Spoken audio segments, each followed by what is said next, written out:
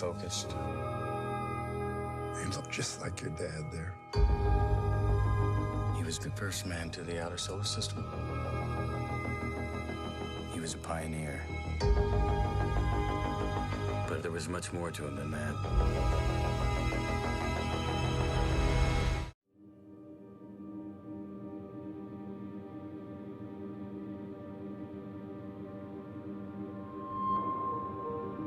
Yeah, we did as much research as we could into space travel and where it's headed.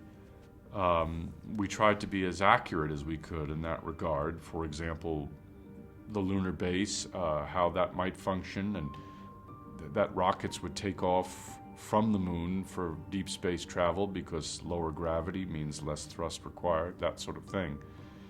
But also what we tried to do was look to the previous 50 or 60 or 70 years of human endeavor and to see what kind of progress had been made since, for example, 1950, and see how the world has changed since then, and apply those changes to what might be.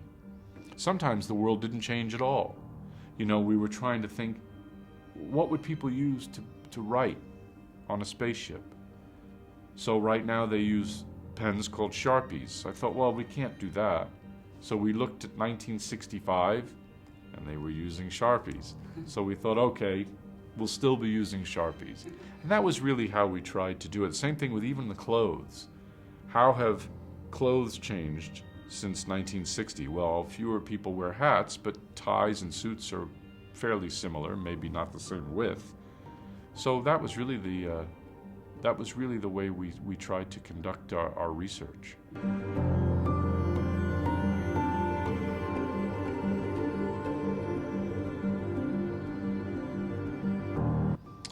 Well, here's an example. So he does these psychological evaluations where they're like monologues, soliloquies really.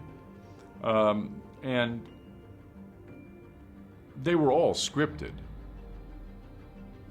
But I would get to the set, I would set up 2 cameras, one medium shot and one close-up, and he would do the first take as scripted, and then the second take would be a little different, and the third would be very different, and the fourth would be extremely strange and great in some other way.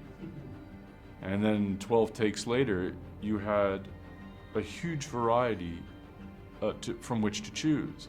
I almost never chose the ones that I had scripted. Always was something more interesting that he would reveal. And I felt that he was very open when we were shooting the film, very willing to be vulnerable. And that's very rare. You know, we're talking about a movie star with a mythology, and for him to expose himself like that was beautiful.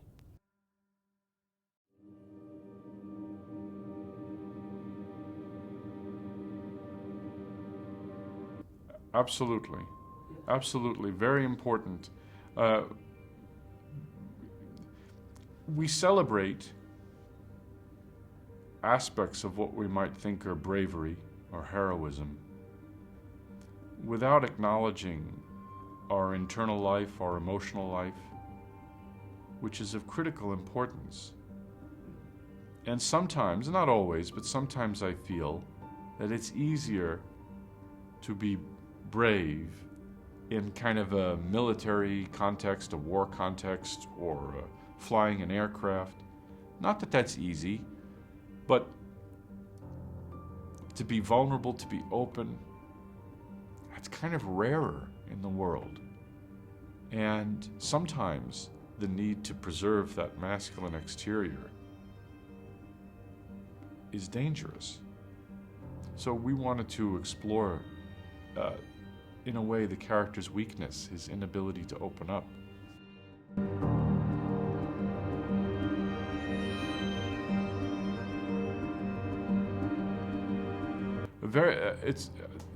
I've been talking about that lately. Very similar, very similar.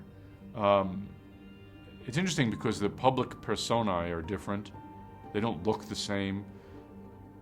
I'm not even sure the acting style in the movie itself seems the same, but to work with them is incredibly similar. They both are probing, ask you a lot of questions. They want a dialogue. They are not afraid to ask for help. Oftentimes, they don't need any help.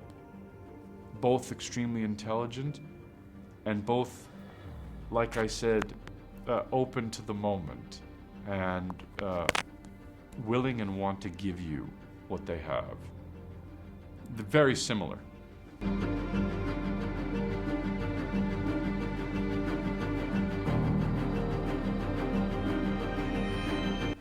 No, I didn't know anything about Disney acquiring Fox while I was making the film. I mean, that happened while I was in the middle of editing, and it was a complete surprise to me. You know, sometimes there are forces in the world way beyond anything that you can control or that you even want to control. Disney has been wonderful to me with regards to the film. And you're quite right, Disney doesn't make these movies, but they've been great to me and said, we didn't make these movies, which is why we want this movie, because they wanted to make a broader slate. So I don't really have an answer to your question because it's like over my head, you know? Yeah.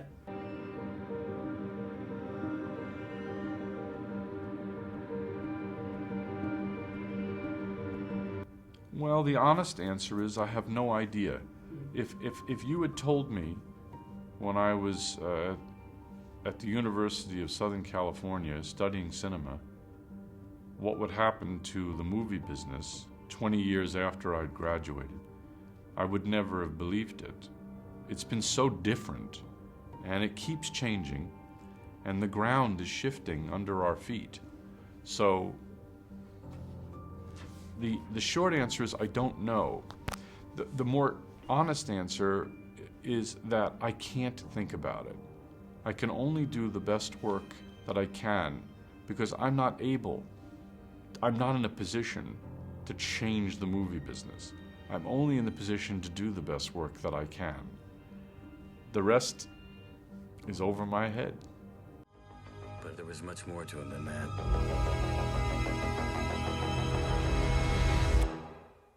Please, state your mission objective. I am attempting to stop an uncontrolled antimatter reaction, which threatens our entire solar system. We're approaching Mars. Spacecom believes my father's responsible.